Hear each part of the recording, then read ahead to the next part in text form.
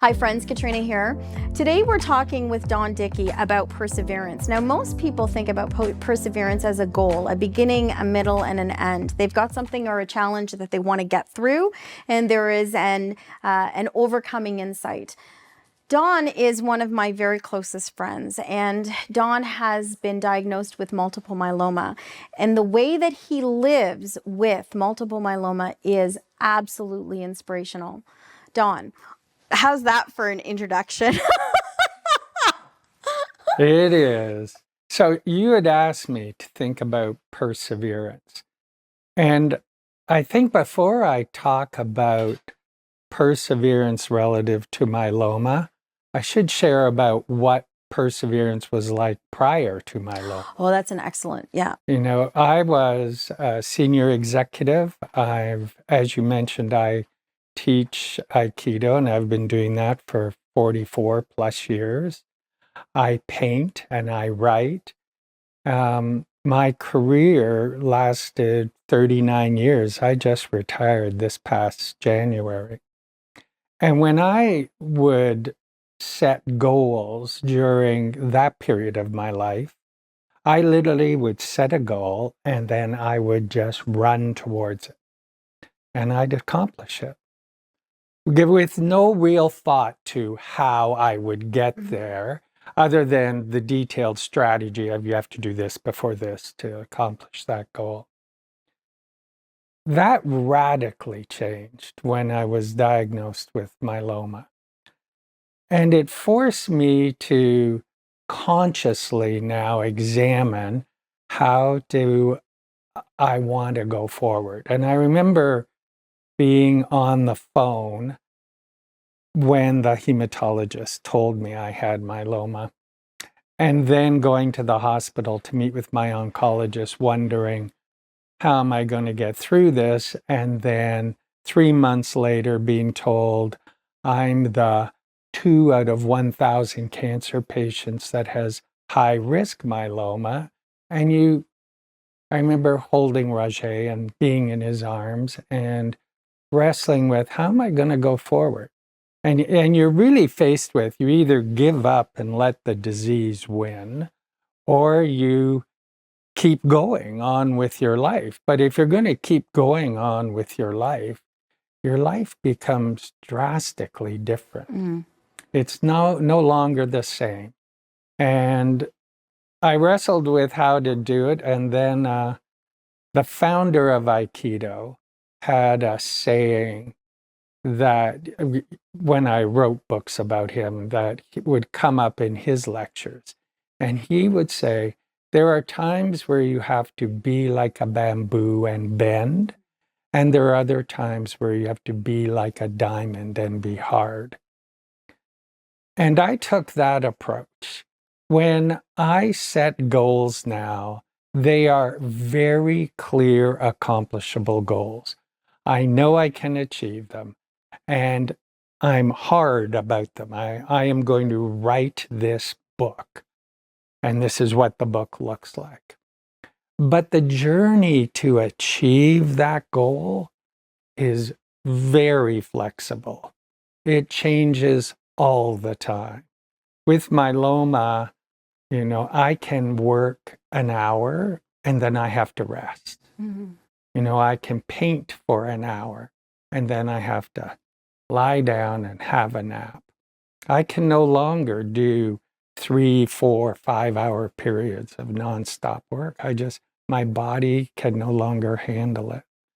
So I had to rejig how I would accomplish everything. And it's tough because you're used to doing things in a certain way.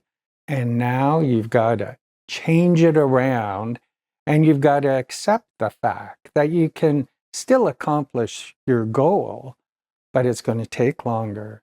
It's going to be more of a meandering path than a direct line.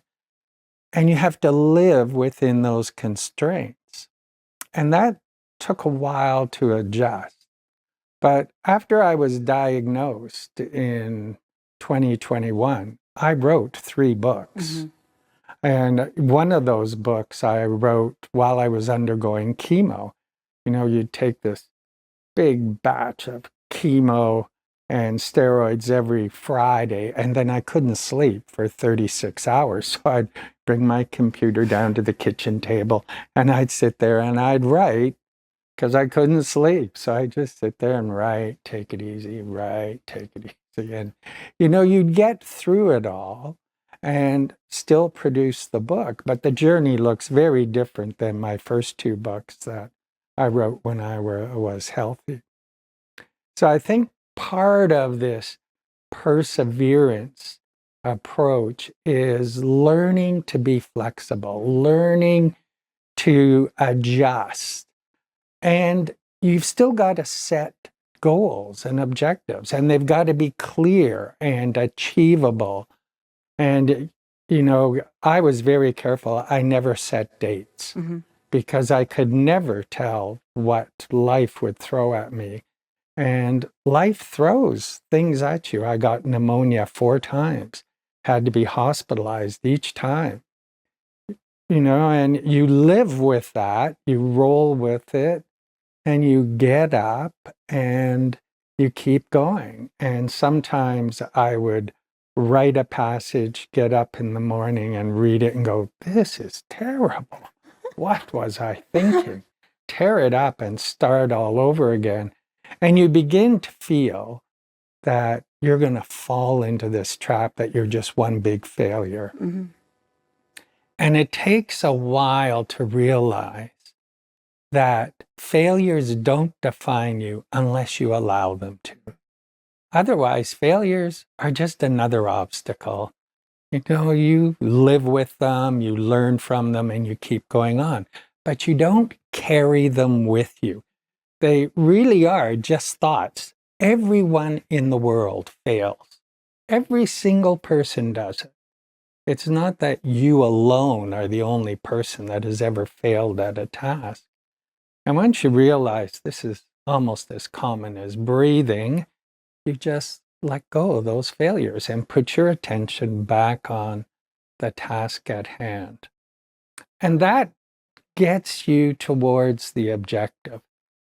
The other thing that I think is really crucial is you have to be kind to yourself. You are going to trip. You are going to fall. That's just the nature of life. And you can't be kind to others until you're kind to yourself. You have to figure that out and have that compassion for yourself and realize this is just part of your life now, and you just keep on going. And then you get back up. And then I get back up and and you we get keep back going. up and you keep going. Well, yeah. Oh, right? Well, Don, I love talking with you. I love talking. You are one of the biggest inspirations in my life. Oh, I'm and honored. I just adore you completely. And it's a pleasure, actually, to be your friend and to enjoy our journey together. This is good.